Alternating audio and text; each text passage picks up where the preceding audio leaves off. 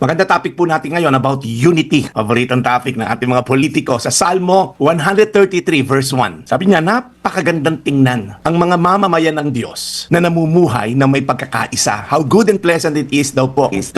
The people of God are living in unity. Alam niyo po, may mga bagay na mas gumagaan kapag pasan mo, may kasama ka. Tama po ba? Mas gumagaan siya kapag hindi ka nag-iisa. May mga madaling buhatin kapag may kasama ka. Mas madaling lumaban kapag may karamay ka. Mas madali pong tumayo ulit kapag may umaalalay sa iyo. Kaya po mahalaga yung unity sa pamilya, sa trabaho, sa church, sa komunidad at sa bansa, of course. Pero aminin natin, hindi po madali magkaisa. Iba-iba tayo ng ugali, pananaw, karanasan, paraan ng pag-iisip, paano tayo lumaki. May mabilis magdesisyon, may iba talagang maingat, may tahimik pero vocal, yung iba minsan pareho ng goal pero nagkakatalo sa pag-approach pa lang. So kaya po ang unity ay hindi automatic. It is something we choose. It is something intentionally we choose, we protect and we practice. Kaya ang ganda po ng Salmo, hindi sinabing unity is always easy. Ang sabi, napakaganda raw tingnan. May blessing na kapag natuto tayo magsama-sama, okay, nagiging blessing talaga siya. Kasi may mga pagkakataon po yung blessing, hindi naging blessing kasi nag-away pa yung mag-asawa sa dumating na blessing. So unity does not mean uniformity.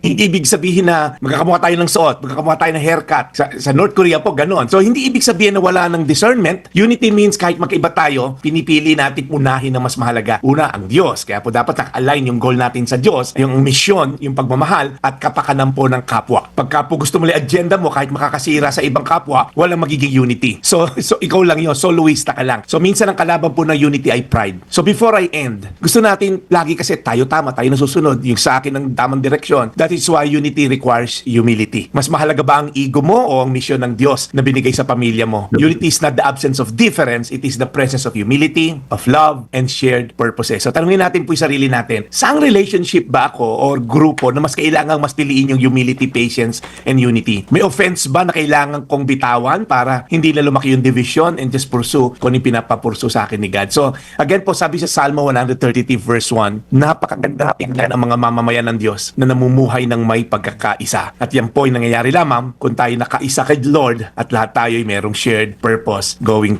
to His purpose. Tayo manalangin, Panginoon. Alam namin more than ever, ang bansa namin ay nangangailangan ng unity.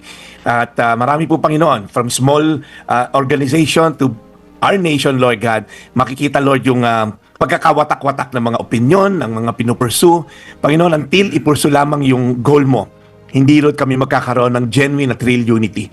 Kasi, Lord, pagka pinursu namin na aming ego, ang aming agenda, may kanya-kanyang agenda bawat miyembro ng grupo, then wala, Lord, tatayong purpose. Salamat, Lord, dahil alam namin ikaw ang Diyos na nagbigay sa amin ng purpose para mabuhay.